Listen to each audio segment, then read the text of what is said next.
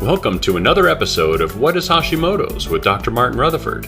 To find out more on any of our topics, or for information on scheduling a consultation with Dr. Rutherford, please visit us at whatishashimotos.com.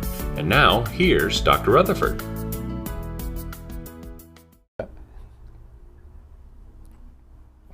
Okay, today is relative to an inquiry on can I get Hashimoto's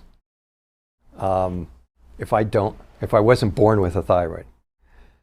So the answer to that is I don't know exactly for sure the answer to that, because I've never met anybody who's been born without a thyroid. Certainly have never treated anybody who's been born without a thyroid. But let's follow this through, because I've also way more frequently gotten the question of, if I have my thyroid taken out, can I still have Hashimoto's? The answer to that question is yes. And the reason the answer to that question is yes, and this leads to the answer to the question of the day, can I get Hashimoto's if I don't have a thyroid? The answer to the question of, I've had my thyroid taken out, can I get it? The answer is yes. And the reason for that is because you still have thyroid tissue in there when you have it taken out.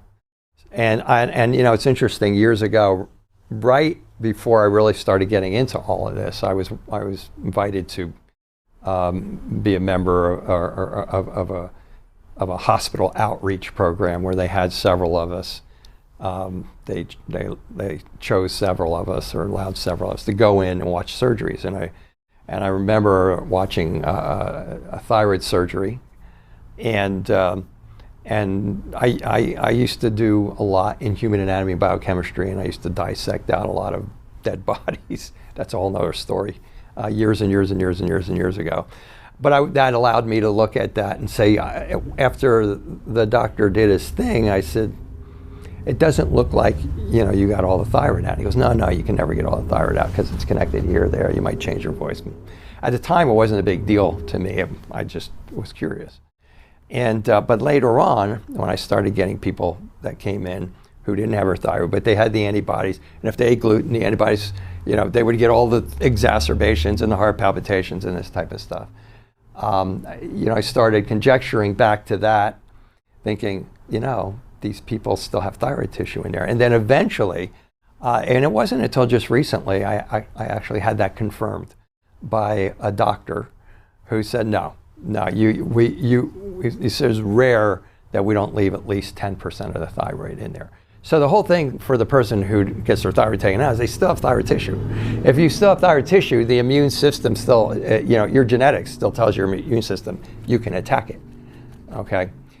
Now, the answer to, if you've never had a thyroid, I would assume that the answer would be, what are my chances of getting Hashimoto's? I would assume that the answer would be like 0 and none.